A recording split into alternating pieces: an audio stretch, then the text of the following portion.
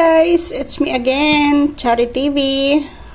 For today's vlog, magluluto po tayo ngayon ng isang dish, which is a Malaysian dish, using with chicken, and it is called rindang. And to start with, ayan, in this dish, ayan, gagamit po tayo dito ng blender. Gawin po muna natin itong paste.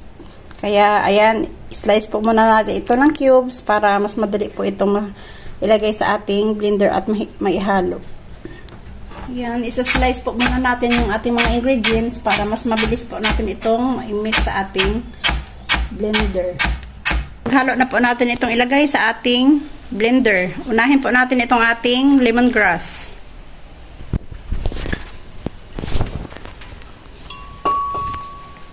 Next is yung ating ginger at yung ating chilies. Next naman is yung ating garlic and then yung ating onion.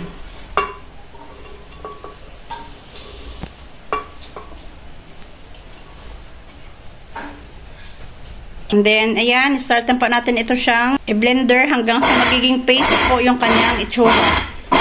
Dahan-dahan lang po natin itong paikutin ng lahat ng ating ingredients ay maubos ng mai-grind ng ating blender.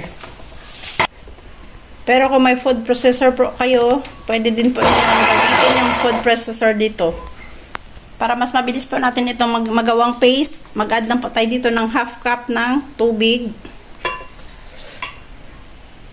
And then, continue po natin itong i-blend hanggang sa magiging paste po ang lahat ng ating ingredients.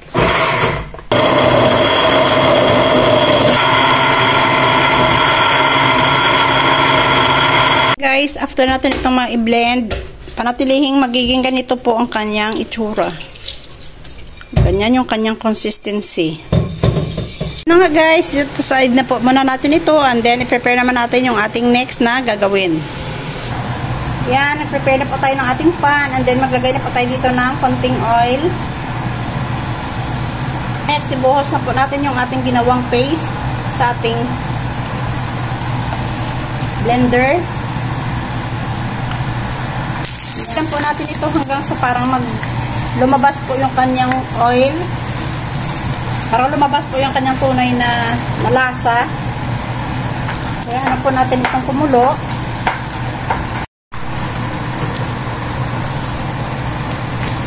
Patuloy na po natin itong pakuluin hanggang sa maging golden brown na po yung kanyang kulay.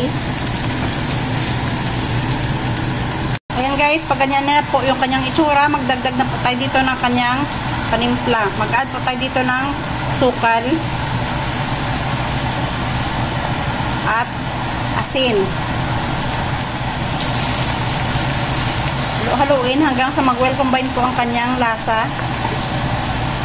And then, tikman po natin yung kanyang timpla kung sakto na po ba yung kanyang lasa. Ayan guys, tamang-tama na po sa ating preference. Ngayon naman is, ilagay naman po natin itong ating chicken. I-slice na po natin yung ating chicken into assorted cuts. Kaya ngayon, ilagay na po natin yan sa ating mixture.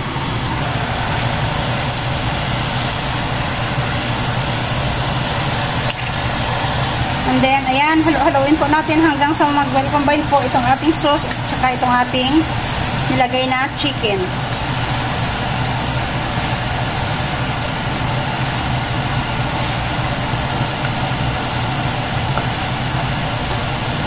Ayan, pag halong-halo na po yung ating chicken at saka itong ating sauce, cover muna natin ito hanggang sa mag-simmer at maluto po itong ating chicken. Panatilihin po natin itong haluin hanggang sa maiwasan po natin itong masunog sa baba. Yan siya.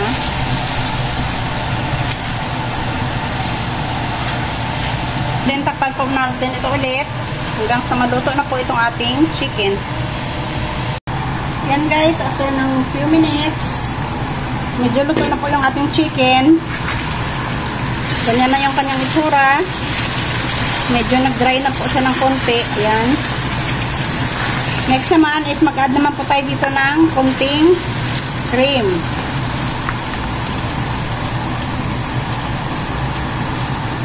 Patuloy lang po natin itong haluin hanggang sa mag-combine po itong ating bagong ingredients na nilagay.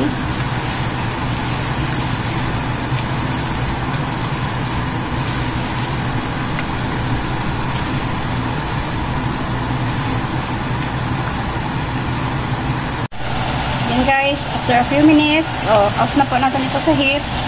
And it's done. This is our final product of Rindang. Thank you for watching.